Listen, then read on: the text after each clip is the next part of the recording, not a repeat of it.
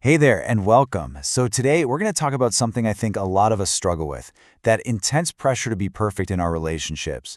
We're going to dive into this idea called partial presence and how it might just be the key to staying connected, even when we feel like we're not at 100%. Have you ever been there?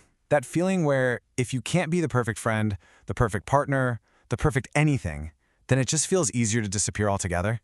It's this really tough black and white choice that we often force on ourselves. Well, that feeling actually has a name. It's called the all or nothing trap. And it's this mindset that so many of us fall into, usually without even realizing it, and kind of secretly dictates how we show up for people, especially when we're feeling stretched thin. And here's the absolute core of it. It's this deep-seated belief that our value to someone is based entirely on how reliable we are. It creates this totally false choice, either be perfectly dependable 24/7 or vanish. There's just no room in the middle for, just being human. So when you're caught in this trap, it pretty much shoves you towards one of two really unhealthy ends of the spectrum. Let's take a look at what those are. Right, so on one side, you have total isolation. That's the nothing option. And on the other side, you've got self-sacrifice. That's the all option. And spoiler alert, neither of these is a healthy or sustainable way to keep your connections going. Let's break them down.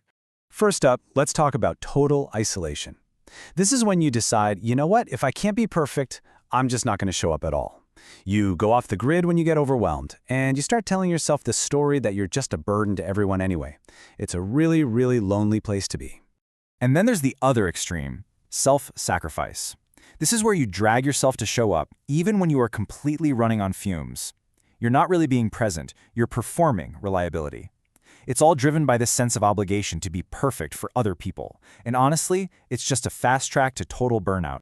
It all sounds pretty bleak, doesn't it? Either you isolate yourself or you just burn yourself out. But what if that's a false choice? What if that's not the only reality? What if there's actually another way? And this is where we get to the heart of this explainer. It's about finding that middle ground. We're calling it partial presence.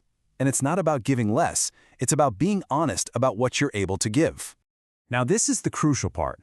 Partial presence is all about showing up authentically, just as you are. It's choosing to be human over being reliable.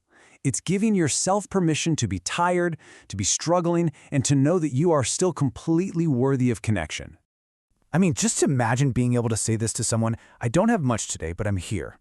It's not an excuse, it's just an honest check-in about your capacity. It shows that you care enough to be there even when it's hard. And wow, that is so much more powerful because it's real.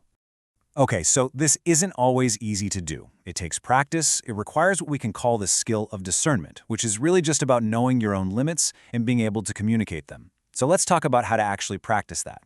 At its core, this whole thing is really about learning how to say no, or even just not right now, without pulling that vanishing act.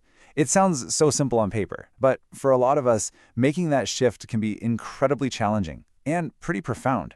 So how do we actually do this? Well, you can think of it as a three-step process. First, you have to tune in and just notice your own capacity. Seriously, how much energy do you have in the tank right now? Be honest with yourself. Step 2, communicate that limit. This is the brave part. And then step 3, offer what you can give, freely and without resentment. So maybe you can't make it to that 3-hour party, but you could offer to swing by for the first 30 minutes. Or maybe you just don't have the energy for a big phone call, but you can send a quick text or a voice note just to let them know you're thinking of them. It's all about finding a level of connection that you can actually sustain. So what's the big picture goal here? Well, when we practice partial presence, we learn how to stay in our relationships without having to shrink ourselves to fit. And that's really the key takeaway. This isn't about letting people down. It's about staying connected in a way that truly honors your own humanity and your own limits. You shouldn't have to make yourself smaller just to keep your relationships. There's this incredibly powerful metaphor for this. Partial presence teaches you how to keep those relational doors open, to stay available for connection without standing in the doorway bleeding. It's about finding an honest, sustainable way to be there for people and, just as importantly, for yourself. So I'll leave you with this question to think about. What would change in your life, in your relationships, if you gave yourself permission to be partially present? To just show up exactly as you are. Thanks so much for joining me.